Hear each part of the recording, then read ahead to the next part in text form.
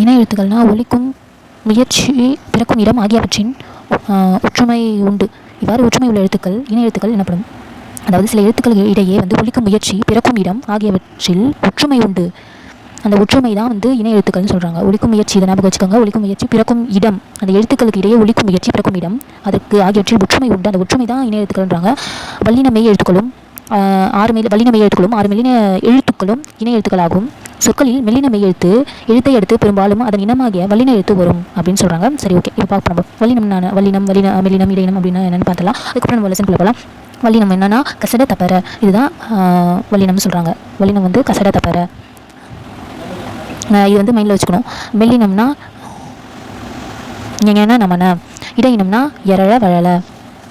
So இதுதான் இடையினத்துக்கு ஏறதில் எரள வழல. அதுதான். அதுக்கப்புறம் மெல்லினத்துக்கு ஏறது எங்கன்னா நம்மனா, வல்லினம்னா கசட தப்பற. இப்போ வல்லின மெய்னா அந்த புள்ளி மேலே புள்ளி வச்சு வருதில்ல, அந்த மெய்யெழுத்துக்கள் எல்லாமே வல்லின மெய்யெழுத்துக்கள்னு சொல்லுவாங்க. இக்கு கசட தப்பறக்கு மேலே நம்மளுக்கு மேலே புள்ளி வந்துச்சுன்னா அது வல்லின மெய். இப்போ மெல்லினத்தில் எங்கன்னா நமக்கு மேலே புள்ளி வந்துச்சுன்னா அது மெல்லின மெய்யெழுத்து. இடையினத்தில் வந்துச்சுன்னா இடையின மெய்யெழுத்துன்னு வரும் சொல்லுவாங்க. பட் இதில் கூக்கல, பட் அந்த மாதிரி தான் வரும், மெய்யெழுத்தாக வரும். ஏன்னா புள்ளி வச்சுருந்தா அது வல்லின மெய். ஏன்னா அது வல்லின எழுத்து கசட தப்பறன்னு சொல்லுவாங்க. மெய் அந்த புள்ளி வச்சு வந்துச்சுன்னா அது வல்லின மெய்யெழுத்துன்னு சொல்கிறாங்க. ஏன்னா அதை வச்சு தான் நம்ம பார்க்க போகிறோம். ஸோ அதனால தான் இப்போ சொன்னது. ஓகே, சரி, ஓகே. இப்போ லெசனுக்குள்ளே போவோம். நம்ம இதில் கொடுத்துருக்காங்க பாருங்கள். 6 வல்லின மெய் எழுத்துக்களுக்கும் 6 மெல்லின எழுத்துக்களும் இணை எழுத்துன்னு சொல்கிறாங்க. வல்லின மெய் எழுத்துக்கள்லாம் என்னது? கசட தப்பற. வல்லின மெய் எழுத்துன்னு சொல்லும்போது வல்லின எழுத்துனா கசட தப்பற. வல்லின மெய் எழுத்துன்னு போது இக்கு இச்சு இட்டு இத்து இப்பு இரு அந்த மாதிரி வரும். ஸோ மெல்லின மெய் எழுத்துக்கள்னா மெல்லினம் என்ன? எங்கன்னா நமக்கு என்ன பண்ணுவோம்? வெள்ளின மெய்னா இங்கே இங்கே இன்னு இம் இந்து இம்மு இந்த மாதிரி வரும். அதுவும் 6 வல்லின மெய் எழுத்துக்களும் 6 மெல்லின எழுத்துக்களும் இணை எழுத்துன்னு சொல்கிறாங்க. வல்லின மெய் எழுத்துனா இக்கு இச்சு இட்டு இத்து இப்பு இரு. அதுக்கப்புறம் மெல்லின எழுத்துக்கள் மட்டும் வந்துச்சுன்னா எங்கன்னா நம்ம மெய் எழுத்து வரல, மெல்லின மெய் எழுத்து வரதான் இங்கே மேலே புள்ளி வச்சு வரும். இப்போ மெல்லின எழுத்து அப்படின்னு வரும்போது எங்கன்னா நம்ம வரும். அதுதான் இணை எழுத்துன்னு சொல்கிறாங்க. அதாவது கசட தப்பறைக்கு இணை எழுத்து என்னன்னு பார்த்தோம்னா எங்கன்னா நம்ம கசட தப்பறைக்கு போடக்கூடாது. நம்ம வல்லின மெய் சேர்த்து தான் நம்ம லெட்டர்ஸில் வரும் நம்மளுக்கு. அந்த எக்ஸாம்பிள் பார்க்கலாம். நம்ம சொற்களில் மெல்லின மெய் எழுத்தை அடுத்து பெரும்பாலும் அதன் வல்லின எழுத்து வரும்னு சொல்கிறாங்க. மெல்லின எழுத்தை எடுத்து பெரும்பாலும் அதன் இனமாகிய வல்லின எழுத்து வரும்னு சொல்கிறாங்க. சரி, ஓகே. நம்ம இப்போ பார்த்துடலாம். இப்போ வல்லினம்னா கசட தப்பற.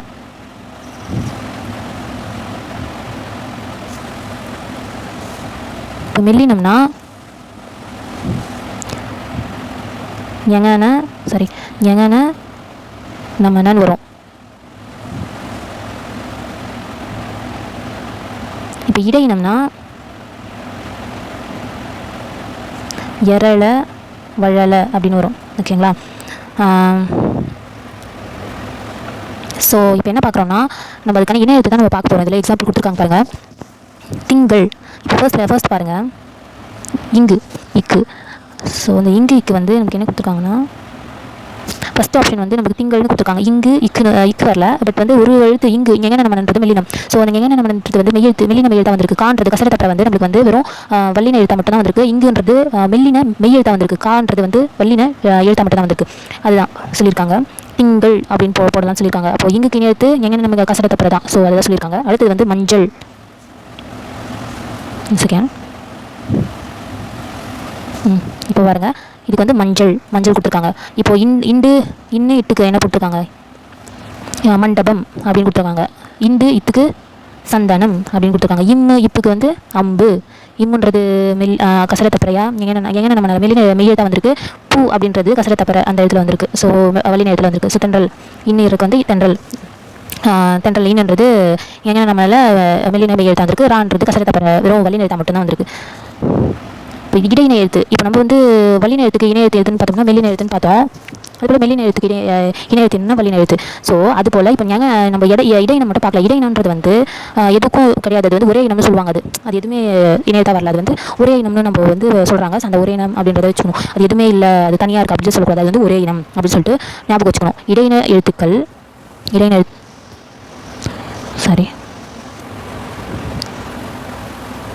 எழுத்துக்கள் 6 எரள வழல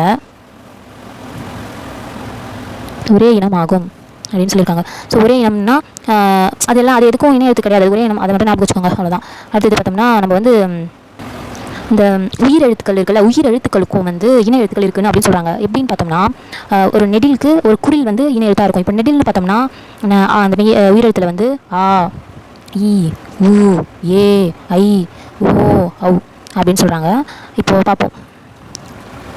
ஆ அப்படின்றதுக்கு வந்து ஆ அப்படின்றது இணை எழுத்தாக இருக்குது, குறில் எழுத்து இணை எழுத்தாக இருக்குது. ஈன்ற நெடில் எழுத்துக்கு இ அப்படின்ற குறில் எழுத்து இணை எழுத்தாக இருக்குது. ஊன்ற நெடில் எழுத்துக்கு வந்து உ அப்படின்ற குறில் எழுத்து வந்து இணை எழுத்தாக இருக்குது. ஏ அப்படின்றதுக்கு ஏ அப்படின்ற குறில் எழுத்து இணை எழுத்தாக இருக்குது. ஒவ்வொரு நெடில் எழுத்துக்கும் ஒவ்வொரு குறில் எழுத்து இணை எழுத்தாக இருக்குது. அதே போல் ஒவ்வொரு குறில் எழுத்துக்கும் ஒவ்வொரு நெடில் எழுத்து இணை எழுத்தாக இருக்குது. ஸோ இப்போ ஐக்கு நம்ம பார்க்கும்போது பார்க்கலாம், நம்ம ஐ அப்புறமா பார்க்கலாம் என்னென்னு சொல்லிட்டு. ஓக்கு ஓ அந்த குறில் எழுத்து இணை எழுத்தாக இருக்குது. அவுக்கு இப்போ பார்க்கலாம், ஐயுக்கும் அவுக்கும் பார்ப்போம்.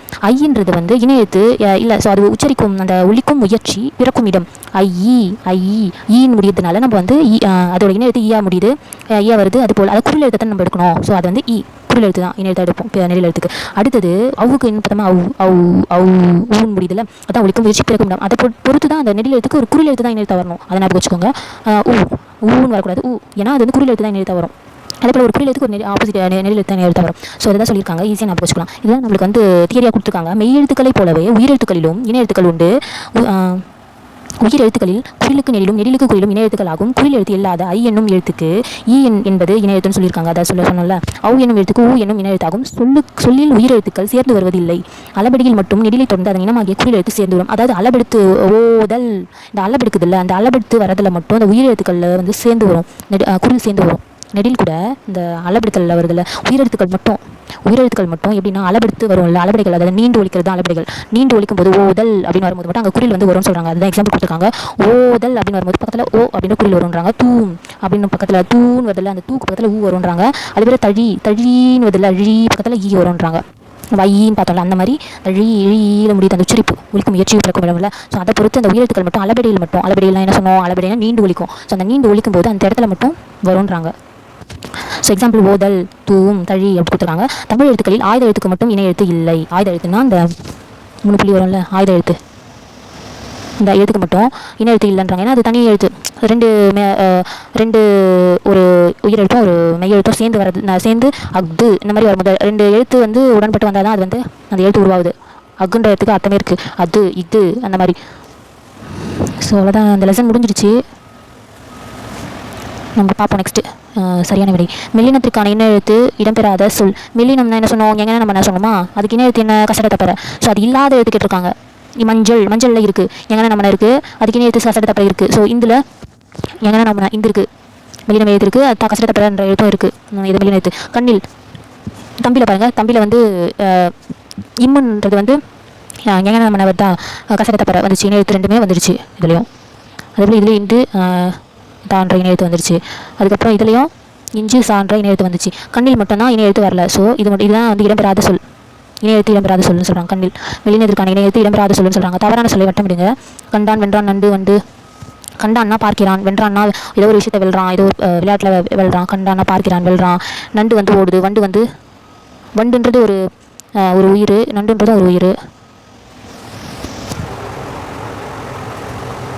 ஸோ இதுதான் டிஃப்ரெண்ட்டாக இருக்குது. வென்றான் ஏன்னா எல்லாத்துலேயும் 3 சுழின்னு வருது. கண், நன், வன் அப்படின்னு சொல்லிட்டு இதில் தான் வென்றான் 2 சுழின்னு வருது.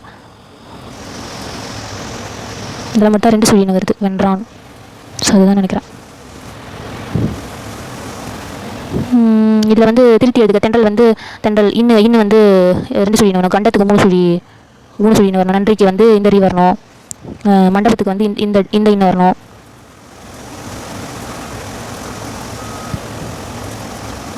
அடுத்தது வந்து இணை எழுத்துக்கள்னா தெரிஞ்சிச்சு நம்மளுக்கு. யாதேனும் நாடாமல் ஊராமல் என்னொருவன் சாந்தனையும் கல்லாத ஊர்.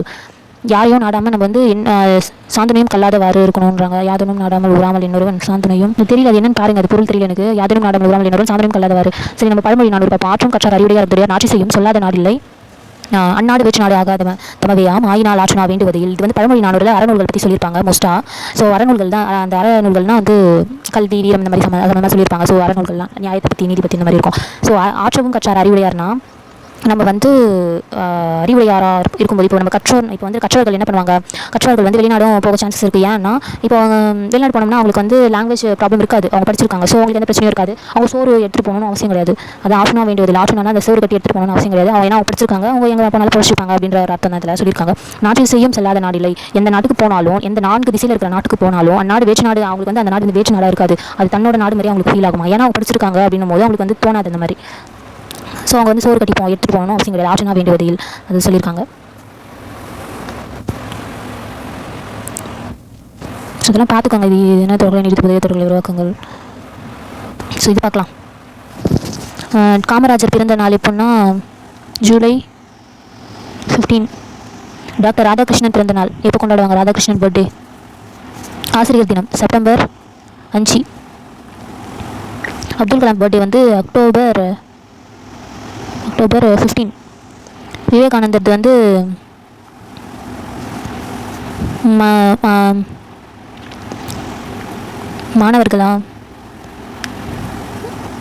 மாணவர்கள் தினத்தை தான் விவேகானந்தர் சொல்லிடுவாங்க. சரி, ஓகே, பார்ப்போம். ஜவஹர்லால் நேரு பிறந்த நாள் வந்து எப்போது?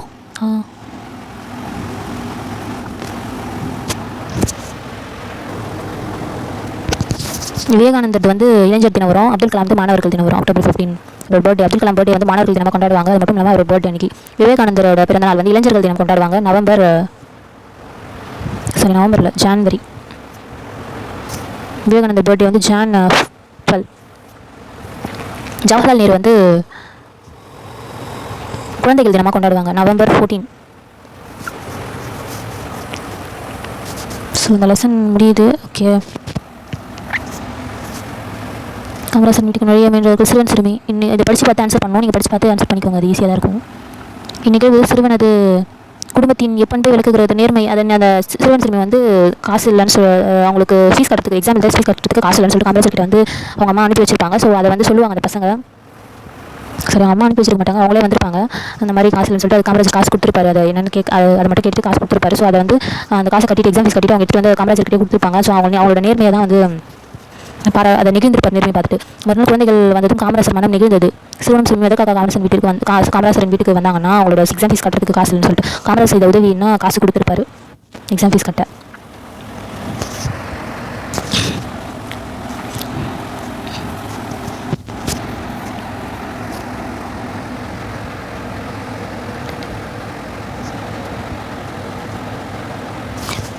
இது வந்து சரியான முறை மாறி உள்ள சொற்களை மாறி அதை பார்ப்போம். இதில் வந்து விலையிலேயே விளையும் தெரியும் பயிரா, சரி, விளையும் பயிர் முறையிலே தெரியும், கல்லாமை இல்லாமையாக்குவோம். அந்த கலைஞர்கள் கல்வி, எஜுகேஷன், தொடக்கப்பள்ளி, பிரைமரி ஸ்கூல், மேல்நிலைப்பள்ளி, ஹையர் செகண்டரி ஸ்கூல், நூலகம், லைப்ரரி, மின்படிக்கட்டு, எஸ்கலேட்டர், மின்தூக்கி, லிஃப்ட், மின்னஞ்சல், இமெயில், குறுந்தகவல், காம்பேட்டிக்ஸ், மின் நூலகம், இ லைப்ரரி, மின் நூல்னா இ புக், மின் இதழ்னா இ மேகசின். அவ்வளோதான், இது முடிஞ்சிச்சு இந்த லெசனு. நெக்ஸ்ட் பாடத்தின் எழுதல் பார்ப்போம் நம்ம. சரி, ஓகே. பிடிச்சிருந்தா சேனல் சப்ஸ்கிரைப் பண்ணுங்கள், லைக் பண்ணுங்கள், ஷேர் பண்ணுங்கள். தேங்க்யூ ஃபார் வாட்சிங்.